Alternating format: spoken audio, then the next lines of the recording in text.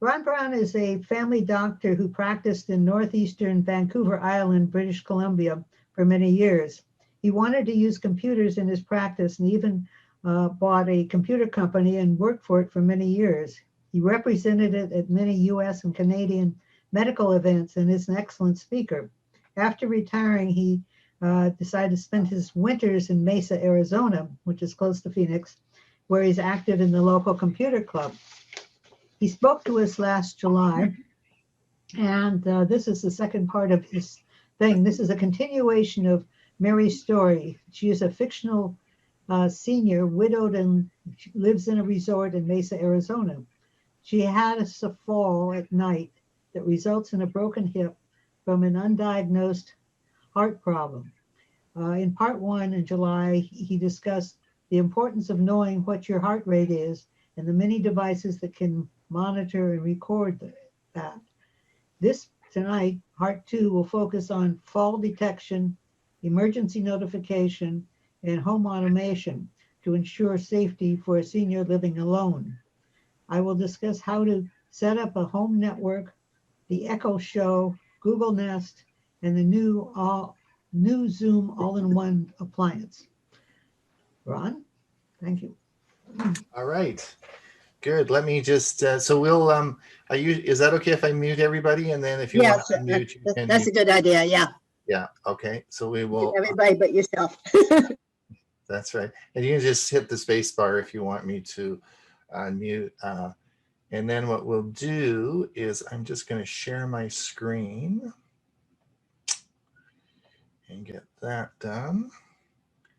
And video panel, that's good. All right, Lee, can we'll start. I'm going to start with a commercial. This is our Tech for Seniors show that I do with Huey Popluck every Monday. We talk about technology for seniors. If you haven't seen the show, I put the link in the chat to all the previous episodes. We've done 33 weeks now, and we have a staff of 5, and it's just it's going like crazy. So if you want to come and have some fun on Mondays, you can find all the information out at www.tech4senior, there's no S there.com, and we will and you can join. There's no charge, and just come and have some fun on Mondays. The other one is I have a video out. It's I was showing Lee where it is. It's called Let's Go Shopping. And I know you had some questions about payment systems. I explain all that in this presentation called Let's Go Shopping. So maybe you'll have me back again and I can do this presentation for you. It's a lot of fun, and it'll explain all the PayPal issues that you wanted to talk about. So the talk tonight, though, is going to be about part 2 of saving your life with wearable technology. So let me get my slideshow going here, and we'll talk about that. So this is the part 2. So I'm going to assume we're actually going to go back. I put a bunch of slides back in because I just wanted to go. A lot of things have changed since I gave the talk last year. So we're going to a lot of things have changed. So I think we'll go over a few things. Let's just get where the heck did my mouse go here?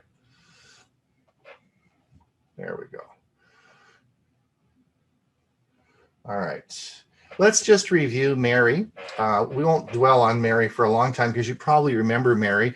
She's 74 years old. She's a widowed lady who lives full-time at our resort at Silveridge. Mary's lived there for about 7 years. Everyone loves Mary. She lives by herself in a park model with an Arizona room, and she walks every day with her friend Alice, who you'll see in the bottom right-hand corner here. They walk around the perimeter of the park, and then of course they have a cup of tea. Mary's very active and is a member of the pickleball club, and she likes her computer club meetings. She has a daughter who Mary's been widowed for 12 years. Her daughter's an accountant and lives not too far away in Palm Desert. Mary's pretty good computer skills. She Skypes frequently with her daughter, and she doesn't drive anymore, and she uses Uber for transportation. Mary has a family physician, Dr. Jones, basically, Dr. Jones, was in pretty good health, and he really didn't find much wrong on a recent exam. You remember Mary, she got a little bit dizzy when she was walking back from the mail room, and she sat down, and John, of course, took her home. She went the next day and saw Dr. Jones, who couldn't find very much. Her blood pressure and pulse was normal. Mary then again had a recurrence of the same problem, went back to see Dr. Jones, and he ordered some tests. But before she had the tests, Mary had another episode at night when she was alone, and she, of course, fell down and she broke her hip. Of course, she tried to call in the middle of the night, but of course, remember, in a resort like this in the summer, this happened in July, there's nobody there. There's only about 70 homes in out of 700 that there's anybody there. So nobody really came for her, and she got very sick. And of course, Alice found her the next day. She was almost dead. So she ended up in the hospital. She ended up with a pacemaker. She had a slow pulse, and that, remember, that's the reason that we talked about last time, is measuring your pulse, and we talked about slow pulse or a rapid pulse, which of course is atrial fibrillation. And so we talked about all the different watches and things that happen. So that was the last talk. So now we're going to move things ahead a bit. That was just to recap. One of the most important things as seniors that we need to do is we need to plan for a medical emergency. One of the things that Mary didn't do is she didn't have a plan in place. And unless you have a plan in place, you're never going to get anywhere. So I really would encourage all of you to have some sort of plan in place, that if you do require medical help, that you can activate the plan. Now, what were the clues in her history that could be expanded upon? Well, the first thing was she lived in a resort that was seasonal, so she, of course, has some isolation issues. And this is often the case, particularly if seniors live in rural areas, and particularly when one of the spouses dies, then they're all by themselves. One of the positive things Mary has, and we'll expand on this, is Mary did have some computer skills, and she did have an internet connection. And as I said in my talk this last Saturday, when I talked in navigating the post-COVID era, a fast, reliable internet will probably be the cornerstone of success, particularly for seniors living alone in the future. So it'll be really important that that we secure an internet connection. She has a caring daughter who visits regularly, and I think could be worked into the supportive care plan. And she had good medical support. So she had some things going for her, but she needs to really work on a plan.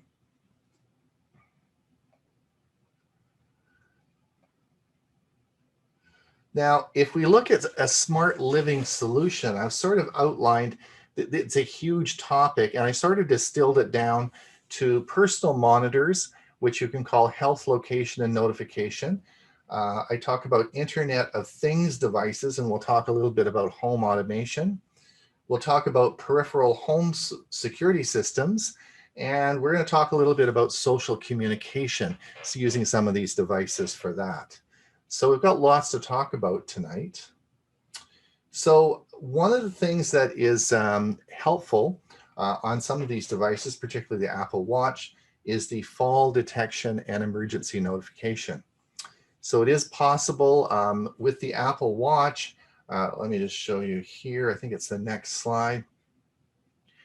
What happens is that when you set this up, if you have a fall and you're wearing the watch, that it will, you'll have, I believe, 60 seconds to answer. The watch will ask you if you're okay. If you're not okay or you don't respond, then emergency notification is activated, and that depends on who you want call. It could be 911.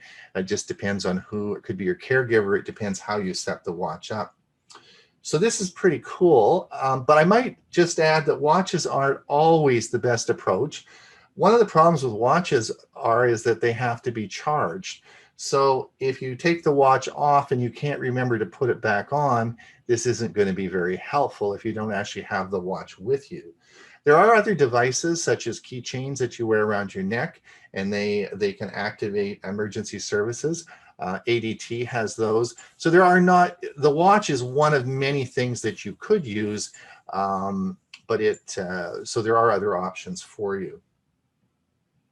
And again, it will, of course, internationally as well, Apple's worked its way through the emergency services. There are a lot of apps that you can put on your watch or put on your phone.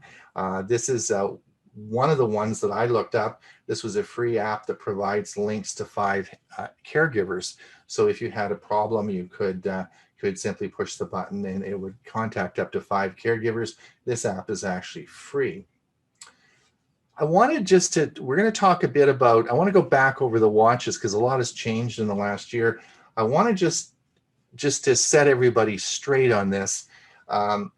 If you look at what we talked about last time we talked about your pulse and we talked about atrial fibrillation. Now, the ability to detect atrial fibrillation is a very specific skill. And this actually requires, is what we call a level 2 medical device. It's like an ECG in the hospital. It's actually hospital equipment. Therefore, it has to be FDA approved. So all the new tech, remember I talked last year and said, well, some of these watches haven't been approved yet. They have to get FDA approval. And that's because certain types of things that these devices do, and it's what the manufacturers apply for, require specific approval from the FDA because they are a level 2 medical device. And atrial fibrillation and pulse monitoring is one of those. So each individual device has to be approved. What is coming will be blood pressure monitoring. Samsung has this approved now in South Korea. The FDA is looking at this now, but again, this will be a level 2 device, and it will have to be approved before the FDA will allow that to be activated on the watch. Now, that's not true with fall detection or emergency notification. This is not a medical issue. It has nothing to do with the FDA. So any watch or any device can easily call itself and have fall detection or emergency notification. So there are things on watches that do not require approval, and you'll find these are more plentiful rather than these other ones that require certification. And the big one that's coming up the end of this year, I'm sure it will be out later on this year, will be, of course, the bloodless blood sugar monitoring for diabetes. This is going to be a huge one. And this, of course, will be a level 2 FDA approved as well.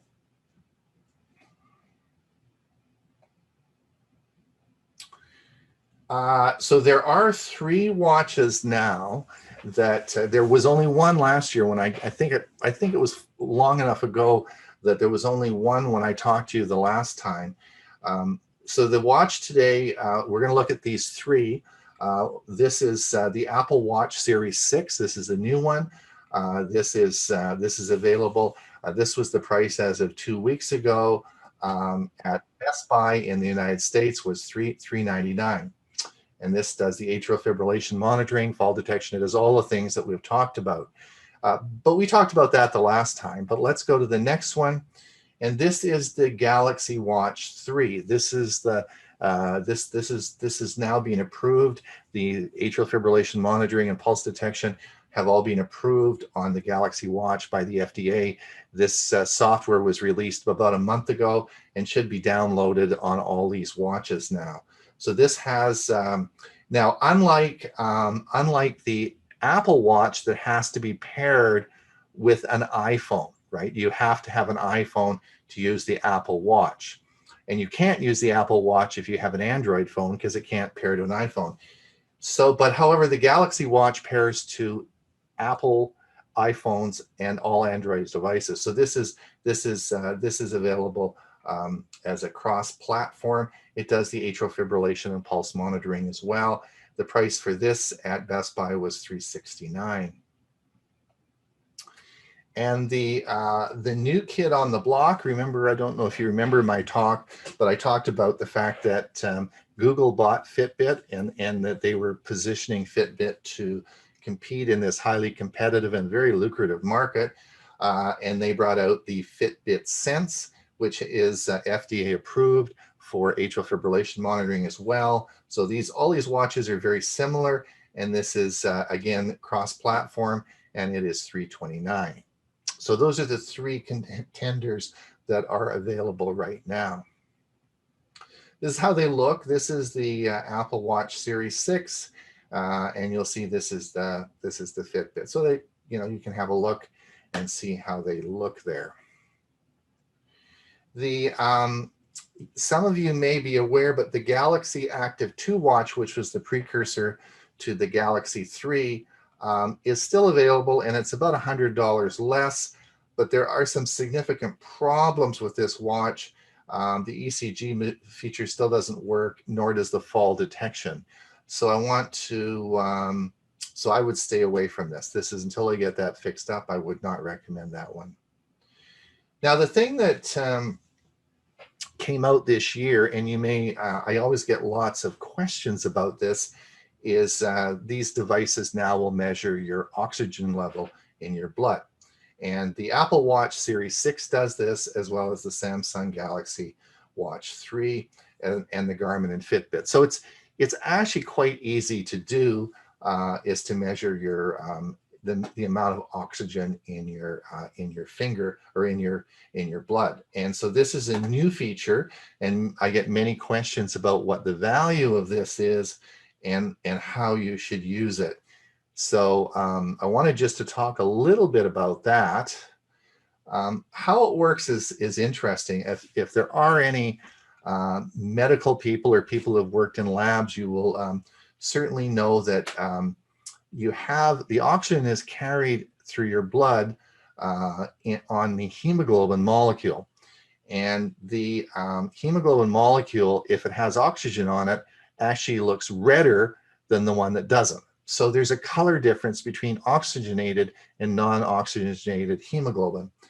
And we've known this for years, and we had this technology available 40 years ago. This is not new technology. And what we can do is we put laser sensors through the skin, and we can tell how much oxygen you have in your blood based on the color of the hemoglobin, which is sort of cool, but it's just a color thing, right? It's sort of a simple thing to do. And there are different layers that we put through the skin to determine that. Most of these devices are called pulse oximeters, and you wear them on your finger. If you've been in the hospital, you probably had one of these on your finger, and it measures your oxygen level. All as the watches have done is they've redirected the light back up into a sensor in the watch, which will give you that information. Now, people, of course, are worried about this for a lot of reasons. There's been a lot of wildfires, particularly in California, which have caused tremendous respiratory problems. So there's a lot of worry and concern about breathing. There's, of course, obviously COVID-19. Can these devices be used to predict or to predict that you may get it or have it, or can they be monitoring your situation and something like that?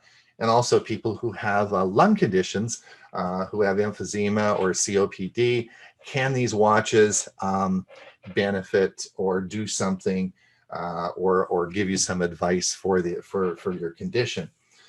There was one study, it's interesting, on the COVID-19, there was one small study in which they measured stuff that your watch would do, such as your pulse, your temperature, and I'm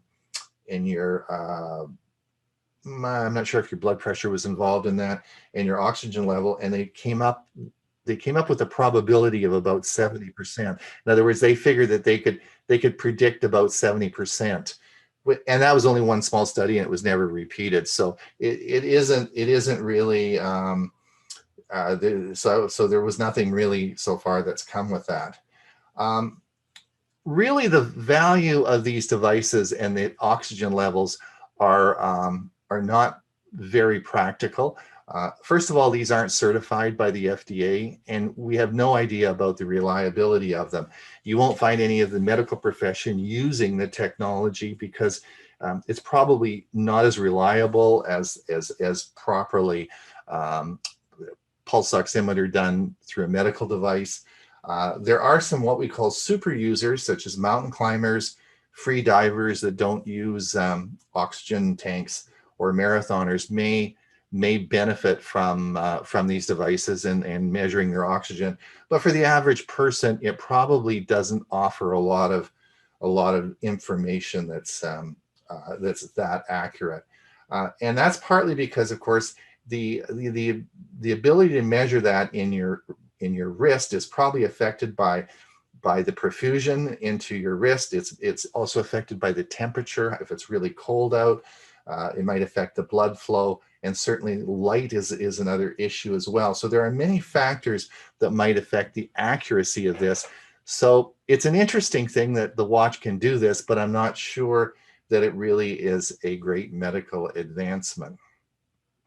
And certainly not something that I would recommend you go and spend $360 on to have something that would do that.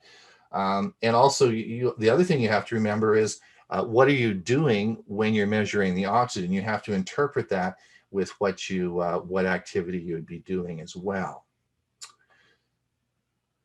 So the other thing, this is the other thing about medical alert systems and fall detection, is that we talk about watches, but of course, Life Alert, ADT, a number of companies have devices you wear around your neck, and they don't need to be charged, and they last a very long time. So there are other systems than just watches, and that's just another one. We even have automatic pill dispensers now that will remind you to take your medicine and log it into it's an app that connects onto your watch. I thought that was sort of interesting. And we have smart pill reminders that again work with your app on your watch to make sure you take your medicine on time. So there's lots of cool technology that works with you to work on that. One of the things I talked about in navigating the post-COVID era, which was a talk I gave on, I think Lee saw that on Saturday, was really defining your internet. And one of the things that will be important for seniors as we move forward, and particularly in the post-COVID era, is to secure a fast and reliable internet. Because a lot of what we're going to talk about tonight is all run on the internet. And you'll see here, you'll see these are the various options that we have for internet, and we can talk about those a little bit later. But let's go on here, and I want to talk a little bit about your home network and how you might design your home network to apply some of these devices. Now, the first thing is you probably you'll have a modem coming into your house, which you do, and you'll probably have a router. Now, the router is a device that you probably think about it as making Wi-Fi. You always get Wi-Fi from your router, and that's true. And a lot of the internet devices we're going to talk about tonight connect to your router through Wi-Fi. So it's important that you do have a modern router. Routers broadcast on two frequencies. They broadcast on 2.4 gigahertz and 5 gigahertz. This is called a dual band router. Most of the routers that you will have bought in the last 3 or 4 years will all be dual band routers, whether you understand that or not, or know that it does. They will all broadcast in both these frequencies. And a lot of the new Internet of Things devices that are available now, such as Ring doorbells and things like that, work on both these frequencies. So again, it's important that if you're going to plan a home network system, you should make sure you have a up-to-date router. One of the things I always want to remember as well, I see mistakes being made all the time. If you have your computer sitting next to your router, I see this over and over again where they have a laptop. The laptop hasn't moved in 4 years. I have no idea why they have a laptop, but their laptop is sitting there, and it's connected by Wi-Fi right now, and their router is sitting right next to the laptop. So if you have your router close, please connect it by an Ethernet. Connect it. Wired is always better than wireless. So just take it and plug it in to your router. That's a little tip for you tonight. Just make sure you plug it in. Wired is always better than wireless. So if we talk about now, we talk about your modem, we talk about your router, and of course we have Wi-Fi. And that's, I think everybody is connected in some way, particularly tonight, is connected by Wi-Fi. And let's just bear with me now as I go through a few slides and talk about this. A lot of the devices we're going to talk about tonight can be connected to your Wi-Fi. Hold on. And there's another way. So basically, there's another way of connecting things, and that's through what we call a smart home hub. And we'll talk about that. Samsung is one of those things as well. It is, if you're going to sit down and plan your home network, you should sit down and think about how you're going to build it, because if you connect it all through Wi-Fi and you have 60 light bulbs in your house all connecting to Wi-Fi as an access point, you're going to find that it gets very congested. And you'll find that the smart home hub will be a lot easier. And I'll explain that in just a minute here. So let's take, for example, this is a network that I built. There's the modem, the router, we have Wi-Fi here, and we come down to your home network here, and let's see what we've got connected. Well, the first thing we've got connected is Google Assistant. You may have some Google devices and you have them connected. The second thing that you might have connected to your home network by Wi-Fi, of course, is your Amazon Echo devices. We're going to be talking about your Echo devices a lot over the next, tonight. We're going to talk a lot about that. You could also have your Apple HomePod connected to your Wi-Fi. Again, that's possible as well. And you might even have some more Apple products connected to your HomePod. And of course, Microsoft's Cortana can also be connected as well and up through your home network. However, there's another way of going about that. If you have a smart home hub, such as the Samsung Smart Home Hub, and there are many different forms of this, this actually plugs right into your router. So you actually have a connection right from your router to your smart home hub, and this connects all your Internet of Things. It connects your light bulbs, your doorbells, your security alarms. Everything is all connected through your smart home hub, leaving your Wi-Fi network alone. And these connect through two different waves. This is not Wi-Fi, but it's called Zigbee and Z-Wave. And these are the two communication protocols that connect Internet of Thing devices to a smart home hub. And again, this, for example, now you'll see how this makes sense in a minute. If we wanted to have a Nest thermostat, many of you probably have heard of the Nest thermostat, and you wanted to control your temperature in your house, and you wanted to do it wirelessly, you can do that through your Wi-Fi. Let's say, for example, you want to do connect some light bulbs. Suppose you want to turn some light bulbs on and off, and you think this is a great way to do it, and you're going to do this through Wi-Fi connection. Well, if you start this and you start going through your Wi-Fi, you'll find that pretty soon you might have 60 light bulbs in your house, and you're going to have them all connected individually to Wi-Fi.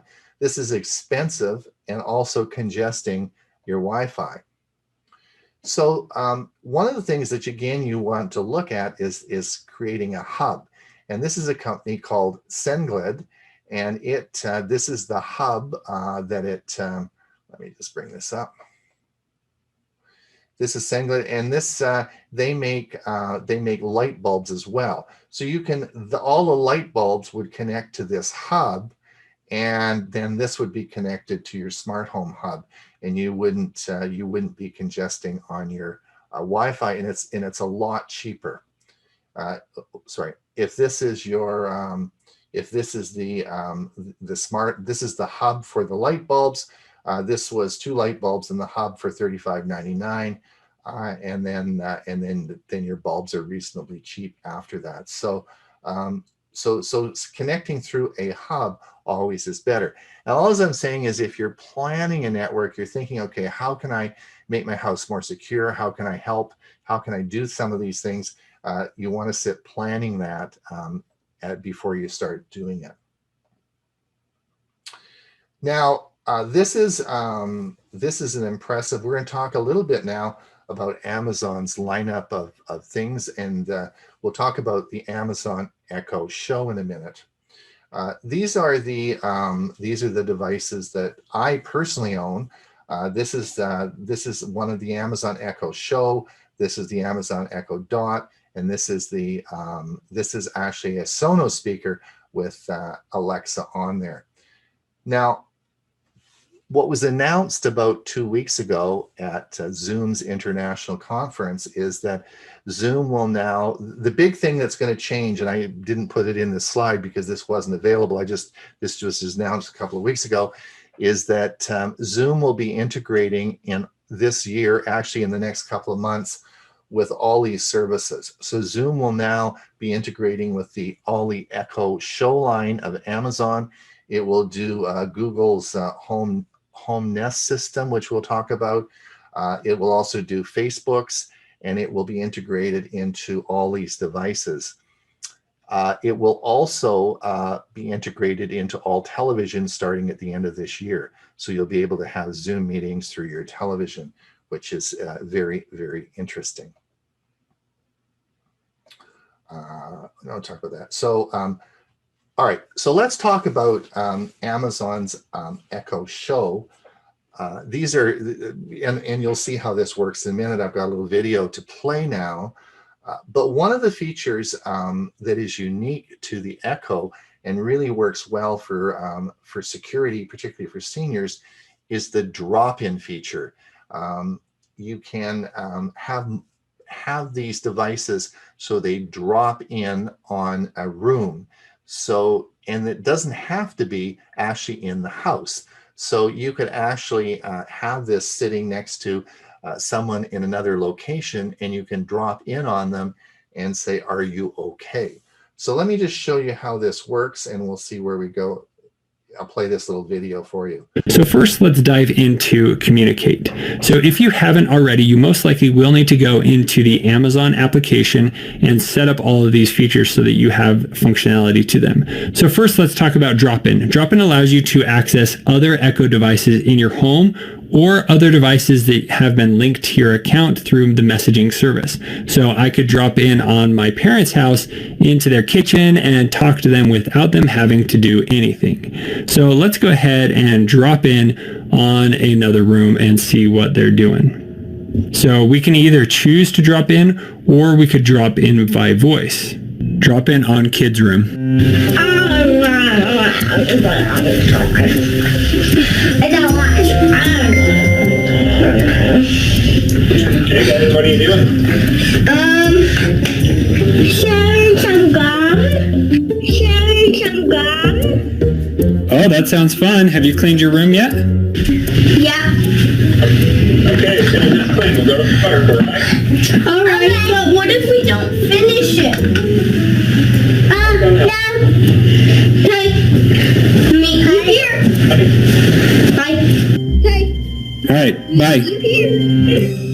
Bye.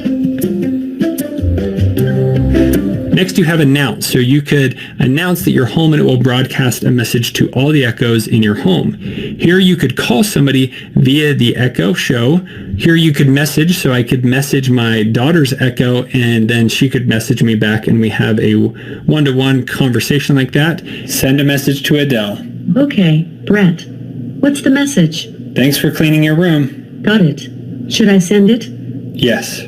Sending to Adele. And then here you can show the contacts you have available. So let's go ahead and use the call feature, and we're going to do this by voice. Alexa, video call Randy Bristow. Calling Randy Bristow's Alexa devices. So now if he has multiple devices, like he has an Echo Show or he has the Alexa app on his phone, it would actually just call his phone and we can video chat that way as well, as long as he has linked his Amazon account. Oh, hey, how's it going? Fine, how are you? Good. So you're talking on your Echo Show. Yes. Did it ring your phone as well? No. I just heard it on the Alexa show, and it said Brett Bristow is trying to talk to you. Okay. And here on screen, I can move my little camera guy around. So if you want him to be in a different corner. All right. So on the Echo Show 5, I do have a 1 megapixel camera, and over on his Echo Show, he does have a 5 megapixel camera, but for the most part, this looks pretty good. All right. And then at any time, I could mute the video on screen, or I can use the mute switch. So here you can see the white icon indicating that they can't see me, and you can see that the camera has been turned off there. All right, Mr. Bristow, thanks for the help today. You bet. Anytime. Good luck. Okay, sounds good. See you later. Bye-bye. So that is how you make a video call. You can also call with voice, and you can also call mobile phone numbers in the US, Canada, and Mexico for free. So this has enormous, I think, implications or applications. As I'm sure you're aware, in the last 6 months, there was not a day went by when we didn't see people in seniors' homes or nursing homes being isolated for their loved ones. And oftentimes you see families sitting on the other side of the street waving to granny. And it was really heartbreaking. And these people were locked up for 6 months and they had no social interaction.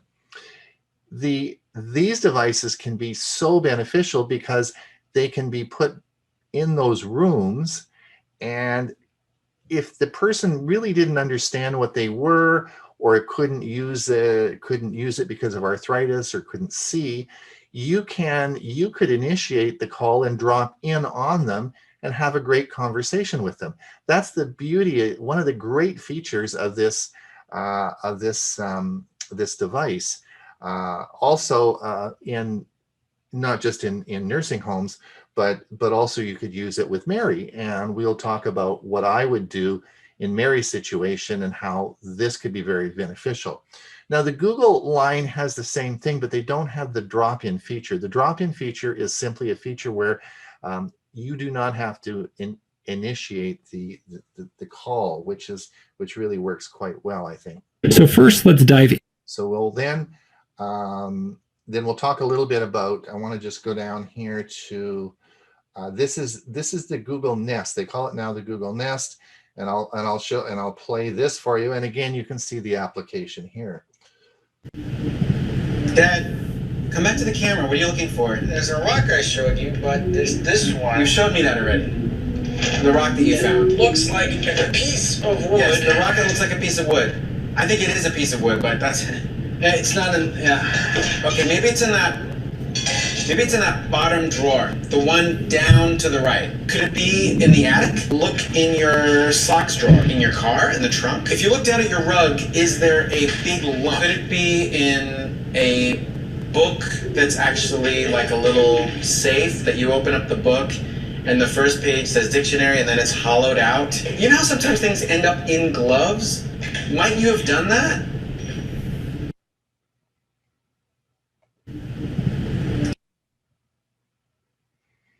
And again, Apple does a similar thing. So all these devices are changing. As I said, they are all going to be integrated with Zoom, and this year actually. And so communication will even be easier as we move forward. Now, one of the things you have to remember about these portable devices like we have is they won't call 911. And this is a federal regulation because they don't know where you are. In these devices, there's no way of locating you. So there is no 911 calling, but there is a workaround solution to this. There are actually two workarounds. There is a device, and I have one of these called the Echo Connect. And this actually connects your Echo device to your portable phone system or your landline if you have a landline. And so and this is a little device that connects it. The other way about doing that is there is an Alexa skill. Those of you who probably have Alexa devices realize that there's skills, and these skills allow you to do certain things. Well, there's a particular skill that's called Ask My Buddy, and it's called Ask My Buddy app, and it's Alexa skill. It's actually free.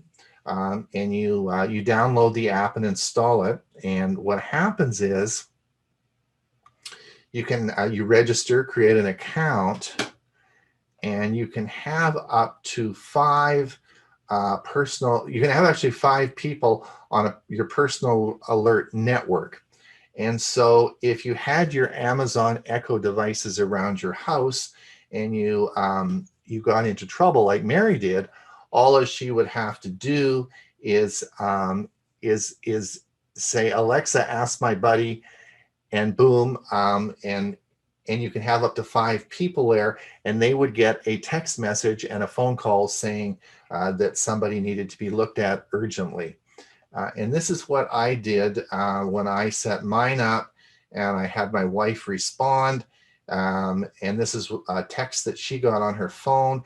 Said, Ronald Brown sent you an alert via Ask My Buddy on Amazon. This alert is sent only if the person has asked for help. Please check on them now. So this is a device this is the way that you can keep. Mary could have had this set up, and that would have easily provided some emergency services for her. I'm not really going to get into home security. That's a whole other topic that we could spend many hours talking about. But I do have some videos on home security systems, and we could certainly discuss that another time. One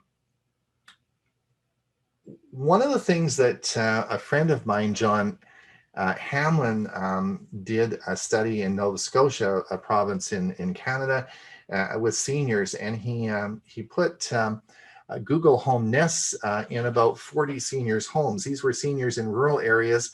They were single, they were isolated, and he observed their behavior with these devices, and they found them extremely helpful. When he reviewed this after 6 months and did the assessment, he found that they liked them for information.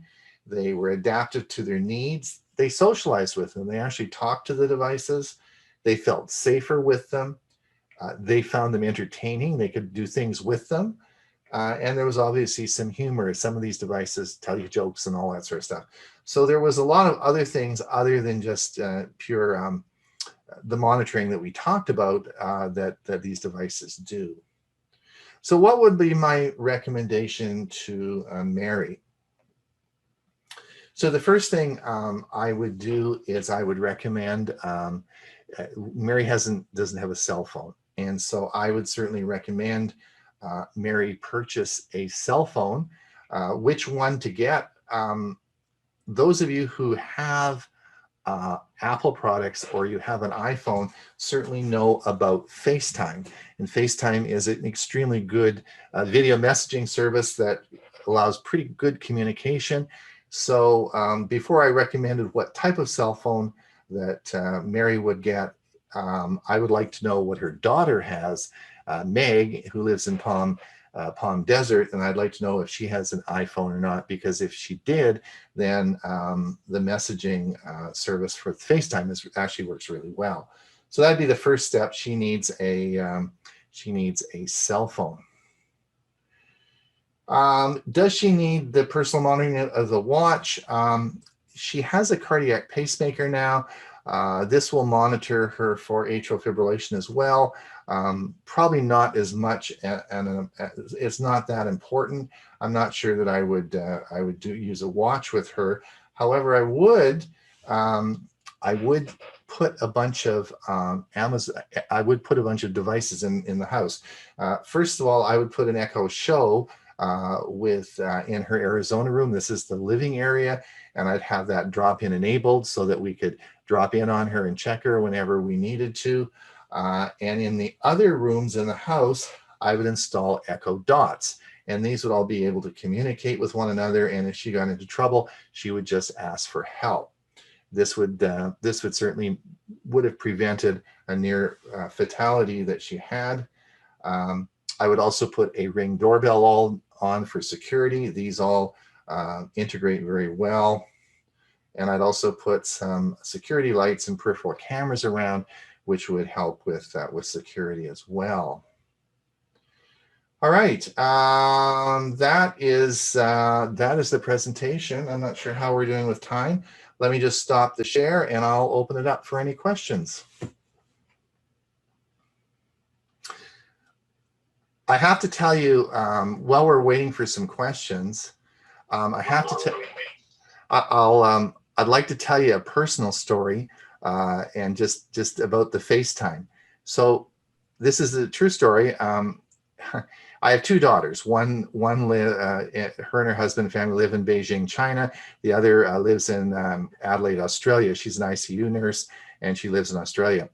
So my daughters got together about a month ago and said, "Dad, we want to keep closer ties with you." And I thought, why? You know, I don't know what's wrong with that. So those of you who know me know that I'm an Android guy and I have computers, more computers than Best Buy in this house, right? I have every type of electronic device you could ever possibly imagine and more, but I don't have any Apple products. My daughter in Adelaide, Australia,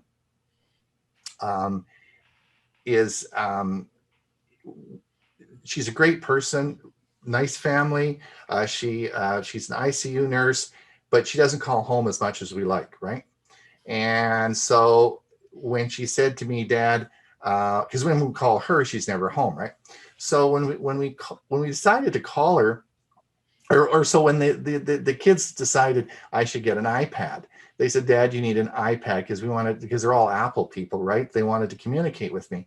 And I said, "I don't want to buy an iPad. I got lots of tablets. I got Chromebooks. I got all this stuff. Why would I want an iPad?" Anyway, I did. I bought an iPad.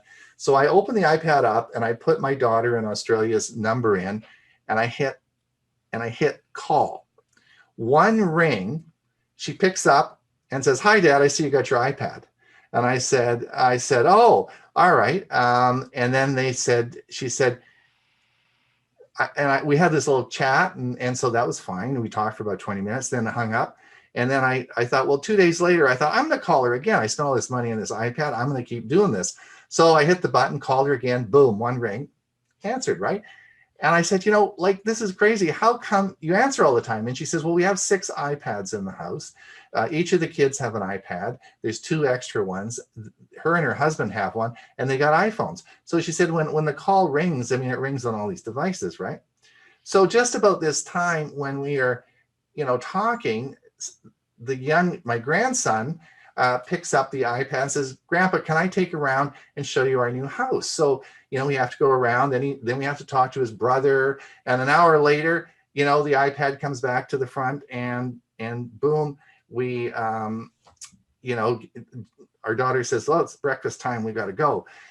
But the point of that, I'm telling you, is that they're Apple people and they use FaceTime, right? So if you want to talk to your loved ones, you got to do what your family does, right? And so you have to sort of play into that. And so I thought I'd just give you that example. And that's sort of what I was portraying with Mary and her daughter, and using FaceTime for that particular for that. So anyway, I've talked long enough. Any questions now?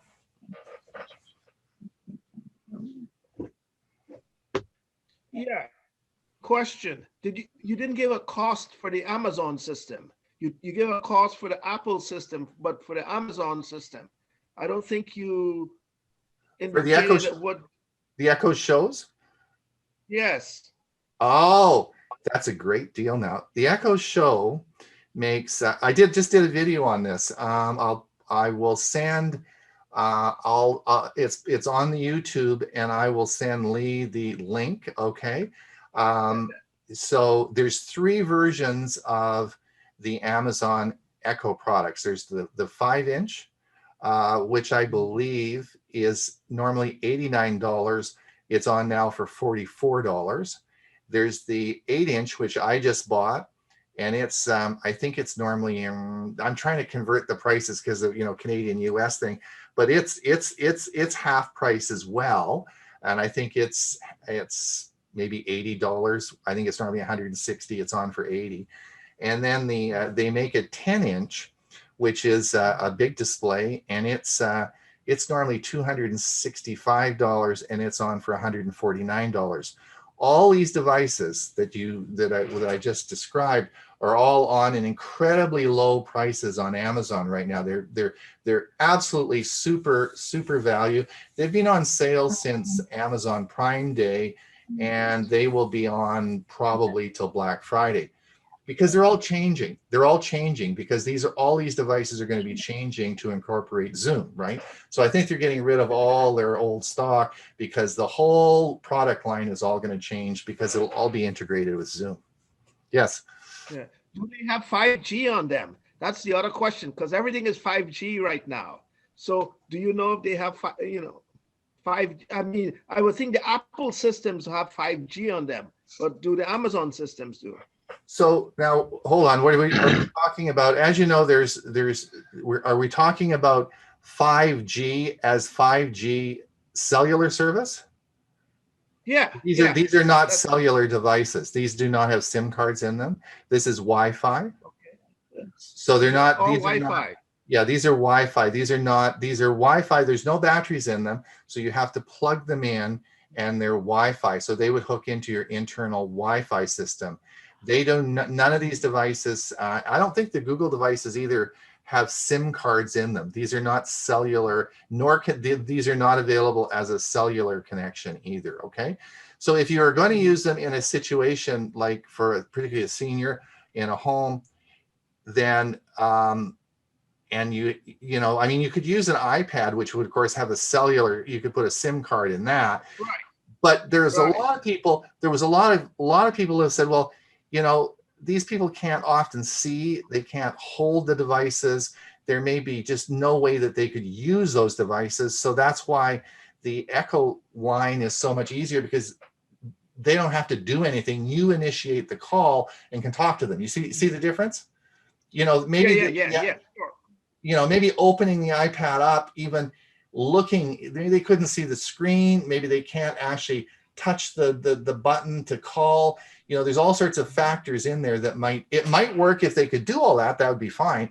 But if that's why the Echo line and also the Google line, you don't actually have to do anything. It can all be done through voice commands.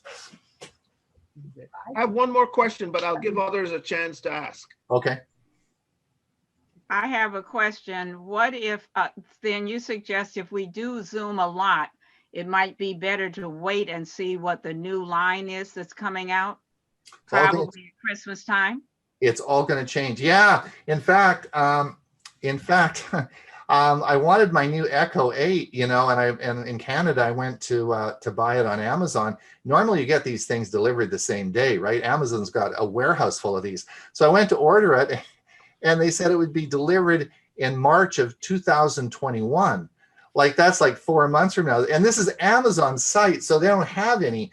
And so I was able to pick it up at Best Buy. Best Buy had the same price. They had it on sale, and I was able to pick one up at Best Buy. You will find it increasingly more difficult to get these devices, because I think what's going to happen is they're all going to get sold pretty quick, because these must be at least cost or below cost they're putting out on all these prices. But you're right, because they're all going to change, and it's all going to have Zoom on them. So it just depends on what your needs are and what you want to use them for, because the whole product line is all changing, and it will be, and Zoom announced that 2 weeks ago. So, and they said it's going to happen very quickly. So I think I don't know for sure, but I sort of suspect that's what's happening. You don't think they'll retrofit the old ones with software? No, I don't think so. Okay. I'm not sure. I'm not sure about that. I don't know. I know the 10-inch. I know the new 10-inch display of Echo Show is actually going to have the camera that follows you. So if you are in the kitchen and you're talking and you moved around, it's going to follow you as you move. And so this has applications, particularly for teachers working at home. They might want to get up and do some stuff on a chalkboard. The camera will follow them, so it's real easy. You know, otherwise you have to get up and turn the machine, right? Every time you're moving around, you got to turn it. So it's going to be a lot of stuff like this will be incorporated into it. And televisions, it's going to, you know, your television will have a device that you clip on it, and you'll be able to actually carry on a Zoom meeting. So if I wanted tonight, you know, I could be sitting upstairs, have a television in front of me, and I don't even have to get out of my lazy boy armchair. You know, I can just sit in there and say, call Lee, and boom, you know, we're having this chat with a television, which makes it even easier for communication with seniors or people who maybe are isolated, right? Because they all have televisions. So it's all going to change. This whole COVID thing has really pushed the technology forward very fast. So this technologies will be here this year. Janet, unmute yourself. Thank you. The watches that are supposed to, in the future, get the blood pressure, how would that work? Are they going to puff up and tighten on your wrist? Good question. Or what? Yeah, that's a great question. No, so what happens actually is really interesting. There is a watch out now that you can buy in the United States. It's about $400, and it does have a bladder in the wristband, and it does pump up, like you said, and it goes down. I can't imagine anybody wanting that. Like, I have no idea why you'd want to do that, and it's expensive. So that's not how these work. How the Galaxy Watch works is this. You need to actually have a regular blood pressure cuff that you would inflate on your arm. So you actually have to have a regular blood pressure cuff that you would have, and you put it on your arm, and you calibrate the watch to your blood pressure on your arm. Okay. Now, what the watch is measuring is the pulse. It's measuring the amplitude of the pulse as it goes through your body. So it knows for that particular blood pressure, the pulse wave that comes down is a certain height, okay? And so you have to calibrate it twice a month to make sure that it stays on track. And as that pulse wave changes, your blood pressure changes, right? So that's how it calibrates. That's how it calibrates your blood pressure. Now, it's pretty accurate. To the FDA approve. The FDA will for sure approve it. This is actually a well documented. It's good technology, and it will do that. Now, you could argue, is it really worth spending $400 to have your blood pressure done on your watch? And I could play the devil's advocate and say you could probably spend your $400 a lot better spent, right? I mean, I'm not sure buying a $50 cuff that runs on your arm. I don't see any huge advantage in that, but it is available, and that's how it works. But good question, yeah, because that's it's interesting how it works. Did that answer your question? Did that explain it? Yeah. Thank you. I think so. Yeah. Okay. Any other?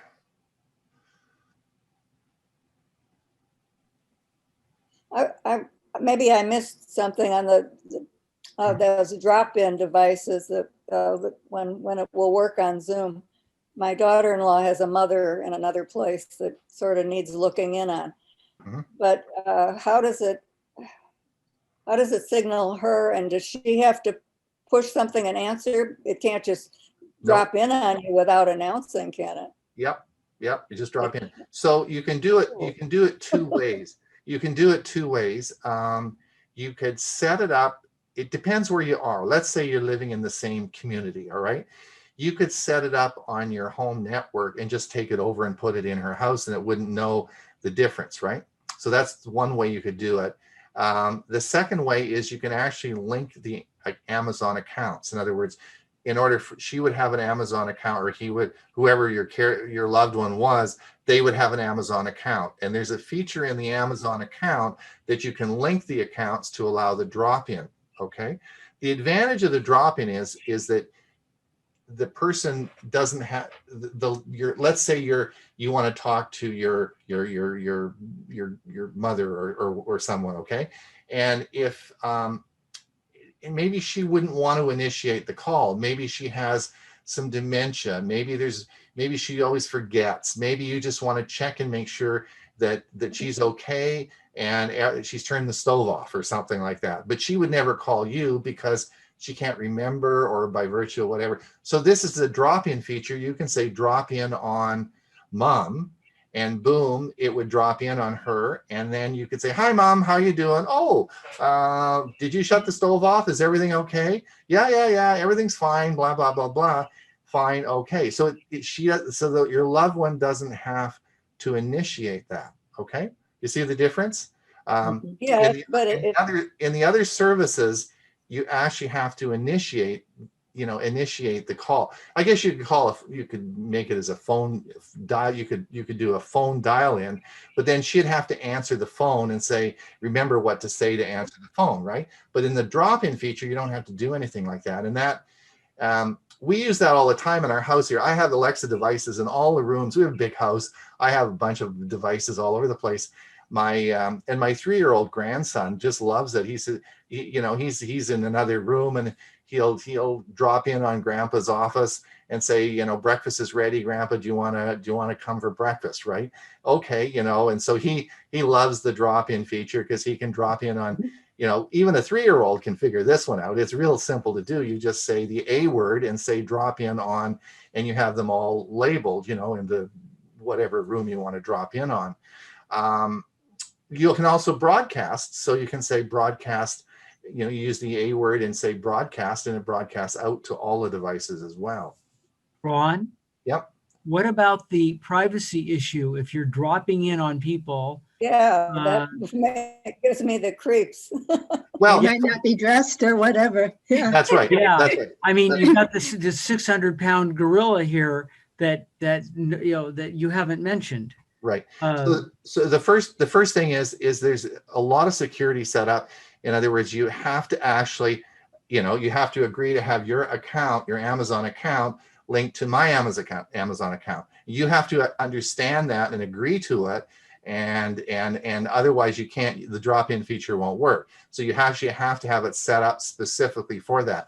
All these devices, all the Echo devices, all the Show devices have a sliding bar that can go over the camera, right? It's a slider. So he showed you that in the video I showed you. It's just a clip, and you clip and it's a cover that goes over the camera. So if you had it in a bathroom or a bedroom and you didn't want to be seen, then you just slide that over, and it's only a voice situation. And I can see this being a great device for making a nervous wreck out of your dog or cat. Yeah, but could be. But there may be a situation though. You see, you may just want to check. Like we're talking about people who maybe, they're at the end of stage. You really want to provide a level of care that maybe is this is to help you provide that level of care, and you may just want to drop in on them to make sure they're in bed. It's now 10 o'clock at night, and you want to make sure Granny's in bed and safe. So you could drop in and have a look at Granny and say, okay, she's fine, right? If she's not in bed, where is she, right? So we're not talking about you or I, or we're not talking about people who, we're talking about using this device for a level of care that we might not be able to provide. This is part of providing that level of care, if you know what I mean. Mm-hmm. And the other thing about these devices, they're incredibly cheap. They really are. I mean, it's amazing what you get for these devices. And so it's, you could buy the Echo Dot, which doesn't have the camera in it. I think they're $19.95, so you can put these in, they're really not very expensive. So you could put these in a lot of different rooms. You could have them for sure. If Mary had the Echo Dot in the bathroom, she could have easily just, you don't need a camera in the bathroom, but you could have had an Echo Dot in the bathroom, and she could have said help, and boom, like, help would have come, right? So this allows people, I think these devices allow people to stay in their homes longer. I mean, we want to keep people in their homes. I don't want to go to a nursing home and get COVID-19, right? But if Yes. someone Mark, wants- Janet. Mark, nobody wants to see you unclothed, okay? So I have another question, okay? Go ahead. You talked about oxygen saturation level, and I have a Samsung phone here. I just checked my oxygen saturation level. It says 99%. Where would your oxygen saturation level be for you to be concerned? Well, that's a whole topic. You see, what if you were sitting there now and you told me your oxygen saturation was 50%? Yeah. And you're feeling fine, and so that would mean that there's an error in the recording, because you're a healthy guy, you look fine, there's not a problem. So the problem with these, your problem with this is that the measuring of your oxygen saturation, this is it's not FDA approved, and it's really not a medical device. So what I would say about that is your current oxygen level is great, and you're feeling well. So right. That's great. Right. But if your oxygen saturation was 70%, you may, maybe you have asthma, maybe you have COPD, maybe you're having chest pain and having a heart attack. I mean, you would know that you're sick, right? And you would be getting to a doctor, and, so I'm not sure that that's really that helpful. That's what I was saying. It's now you could argue, and some people have said that if you do have COVID and your oxygen levels go down, that is a really bad sign. And that might be indicative of you want to get to the hospital now, because that's an ominous sign. So, I mean, you could make that argument that it could be used in that situation, right? If you had COVID, you're gonna hang around the house, you weren't that sick, and you could monitor your oxygen levels. And if they started to go down rapidly, you would head to the hospital, right? I mean, that might be an option. That might be a use for it. Yeah, that was in the back of my mind when I asked the question, is how it relates to COVID. If it can give me an indication as to, if I get the COVID, if I have the COVID, if the oxygen saturation level is going down, what the implications might be. I have one more question. Yeah, go ahead. Yeah. Well, in regards to bloodless diabetes testing, you said by the end of the year it should be available. Can you tell us anything more about it? I can't. I can tell you that a number of patents have been launched for the item to be there. I think the technology's there. We'll see who comes up with the first watch. I mean, we're talking about the pot of gold, right? This is the holy grail. Whoever gets this will be the wealthiest company in the world, right? I expect Apple won't be the initial person with this, because they want to they'll want to get it right, and Apple typically isn't a leading edge of technology. It'll get it right when it does it, but it might not be the first, right? So I'm not, but it will probably be the best. I mean, I don't know, but we'll see what happens. But this is enormous. This will change the management of diabetes, and it will make all the glucometers will be gone. The whole technology is just going to change dramatically, right? This really is a big deal. Indeed. I have one more question, but I'll wait. Go ahead. Can I ask another one? If you have somebody has an echo and they fell and can't get up, do they have to remember to say Alexa, or can they just say help, or what? You can actually set the devices up for it needs a word to activate it. All right. So you need to, it doesn't necessarily need to be Alexa. You can set a number of different words that you could use to turn the device on, but you would have to say something that would would be like that. That would, you know. Well, the person has to remember the right word. Yeah. Now you could change that word so it doesn't. Yeah. Amazon has a number of words that you can use, but I think you could have that written all over the place. Have it on the counter. Have it on the mirror in the bathroom. Say Alexa. You know, because if someone couldn't remember that. So for those of you who don't know much about Alexa, or you don't know much about the Amazon Echo, I really think you're going to have a hard time when you buy a new car this year, because you won't be able to turn the radio on. Well, they don't have radios anymore, but the electronic entertainment center all runs on Alexa now. So it will it's all going to be Alexa enabled. So you better learn it now, because if you don't know it, you're not going to be able to turn on the entertainment in your car. You may not even be able to get your car on. I don't know, but you can't even start your car. So all the new cars will have this integrated into their system. Interesting. You can't pay extra for a Luddite model. Pardon me?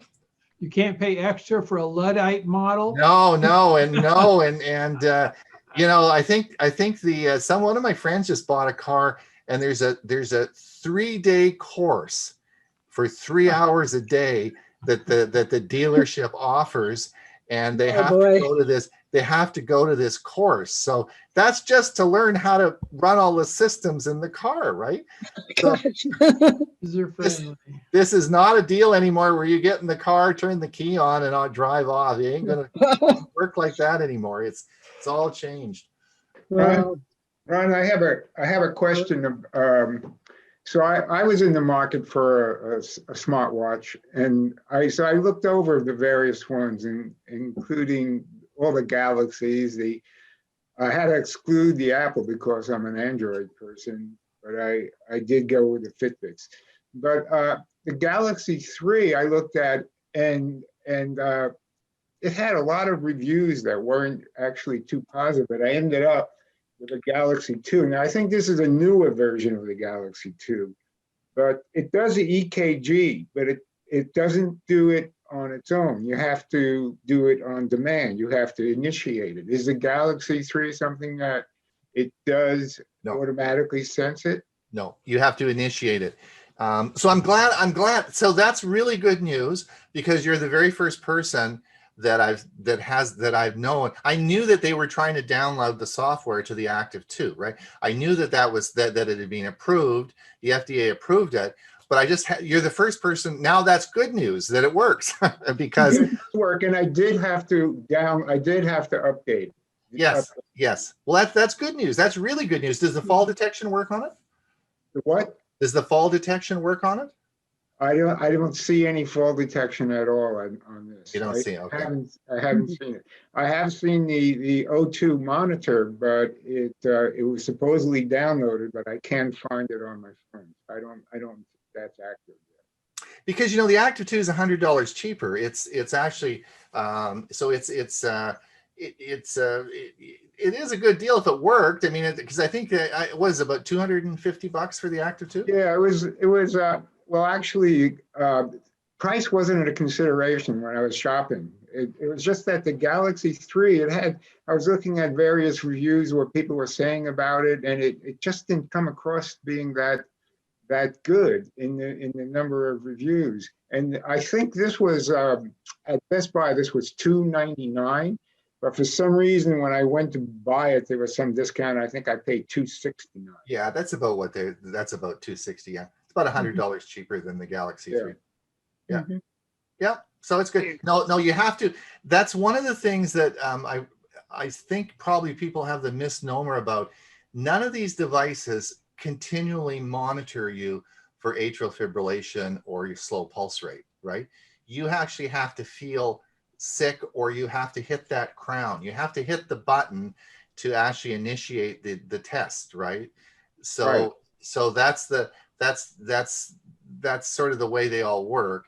They're not continually monitoring the device. The only way that you could continually monitor, and this goes back to the first episode I did, is using that app called Cardiogram, and that continually takes the stuff off and sends it to a live course headquarters where they have the big supercomputer and they continually monitor it. So that's what happens with that. But no, that's good. I'm glad, because that's great. Now I found some, because I haven't been able to find anybody that had the Active 2. So that's good news. There it is. Yeah, that's good. No, I see that. Yeah, that's good news. That's great. That's good news. That's good news. Janet. When you communicated with your daughter using iPads, was it on using cell service like a phone, or was it Zoom? Wi-Fi. No, it was Wi-Fi. It was Wi-Fi with Wi-Fi. Zoom, or was it FaceTime, or what? FaceTime. FaceTime. Oh, okay. FaceTime is the super. It's FaceTime. How will I describe it? It's video chatting and steroids. It's so good. I mean, if Apple had wanted it, they could have sewed up the world with FaceTime, right? But they didn't, and of course they want you to buy an Apple product. I had to buy an iPad to talk to my daughter, right? So that's how come they sell so much. But the FaceTime works really, really well. Now, for those of you who haven't seen my video that I just released on Saturday, this post-COVID thing that I did, is that you must remember that the Android app, which is called Duo. Now, some of you may have heard of Duo, D-U-O. This is made by Google, right? And it's just as good as FaceTime, and it works on Android and it works on Apple. So it is available cross-platform and free, and it's an app that works. It's called Duo, D-U-O, and it's excellent. The problem is my kids, they're just Apple people, and they only use FaceTime, right? So there's no point in trying to get them to use Duo, because they won't. You have to understand your kids, right? I mean, it isn't going to happen. So we do FaceTime, and I did buy an iPad to use it as a telephone. What a good dad. Another question. Wait, what was it? Just slipped. Think about it. The thing wrong. The thing wrong with the Apple Watch is it has to be charged every day. Is that? And I have a Fitbit that I only charge about every 5 days. How are the other better watches? Well, as these devices do more things, of course, the power in them. If you take a Fitbit, and particularly one of the ones that, that are cheap, the cheaper Fitbits that are, $79. I mean, they're not doing as much. Sometimes the screen doesn't come on. You have to push a button to get the screen on, all that sort of stuff. So it's really, you're right. They last 4 or 5 days before charging, right? But when you get to the watches, like the Active 2 or the Galaxy 3 or the any of the watches we discussed today, these are really mini computers. There's a lot going on in these things, and so you should hopefully get a day out of them, but they do need to be charged at night or whenever. Now they do quick charge. They charge in about an hour, but again, for that's what I mentioned. If you're depends on the circumstances you're using them, right? But particularly if you had it in an elderly person and you had them in a situation where, they might forget to put them back on. They might not, they forget them to take them off and charge them. You can see where this is going, right? It's it may not be the best option, right? So, but there are lots of, pendants that go around your neck, and ADT has them. First Alert has them. There's lots of devices that will, other than watches, right? So you have to be aware of that. Yeah. Okay, last question. Let me mention that on the charging, this lasts somewhere between a day and a half and 2 days. There's a course, there's a bunch of settings where you, like right now, I don't know if you can see it, but it's on low energy. So it's constantly on, but at a low peak. So you can see it's a little brighter now. But the charging is a little sort of like $50 size pad. You just take the watch off your wrist and you just put it on the pad. You don't have to plug it in or do anything like that. And it charges in about, I would say, a couple of hours, but it doesn't last all that long as far as other watches. You only get at most like 2 days out of it. 2 days is better than one. Maurice, did you have another question? Yeah, let me just okay. 1 minute. I thought it would be inappropriate to end this discussion without mentioning something about the vaccine.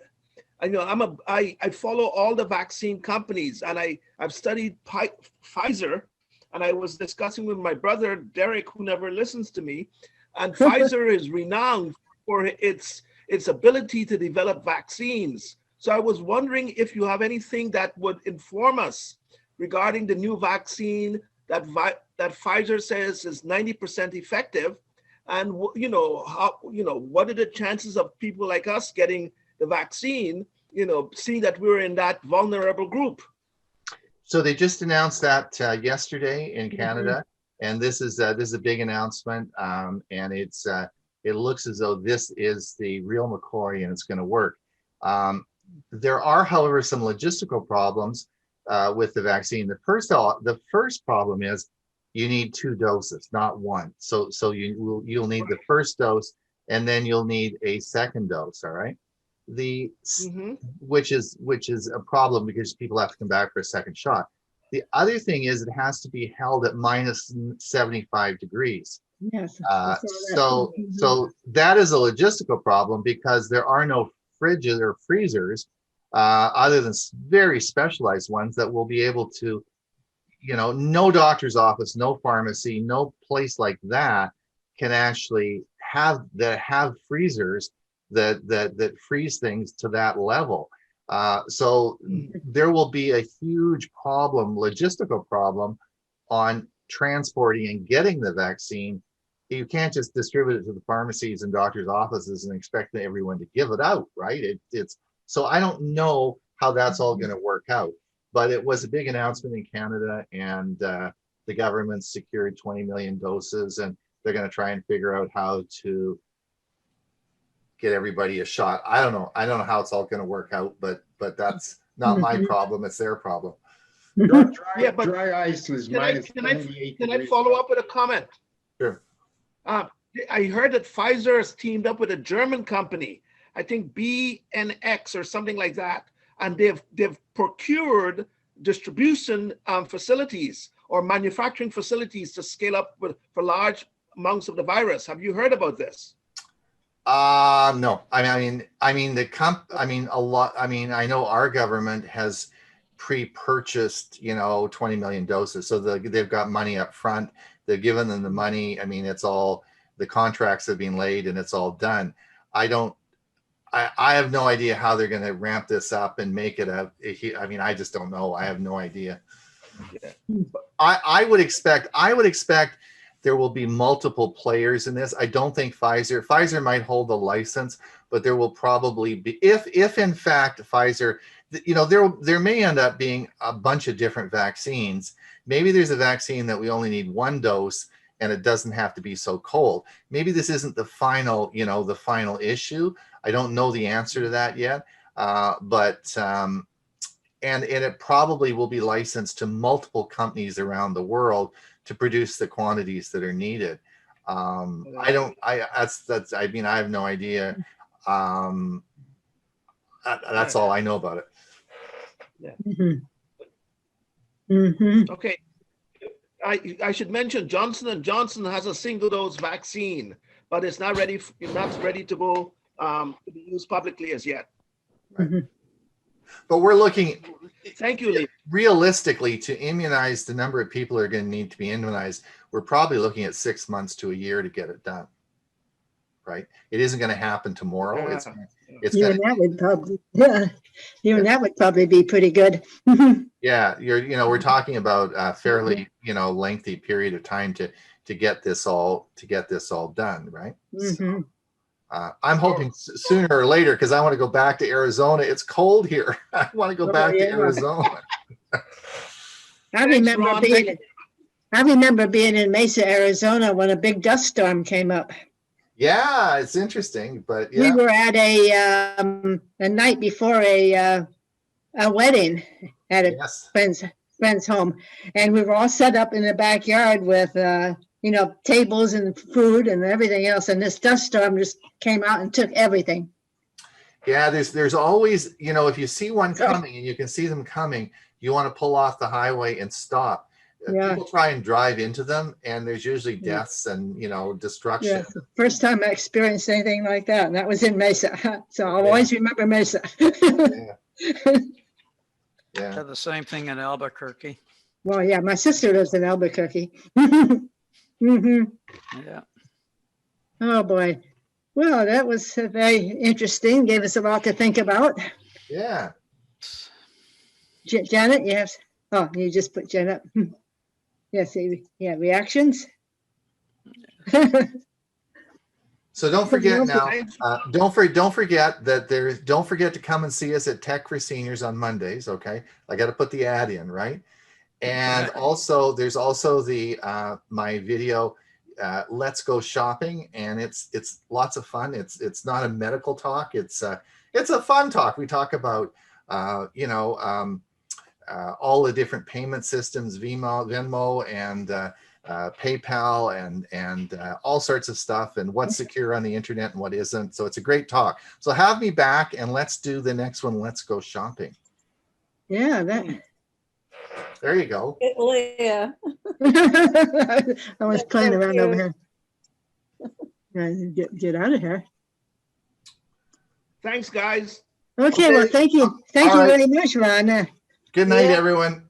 Thank you very much. Yeah, I'm going to look at some of your other videos. Okay. All right. We'll see you soon. Nice presentation. Thanks a lot. We'll see you soon. Yeah, thank you.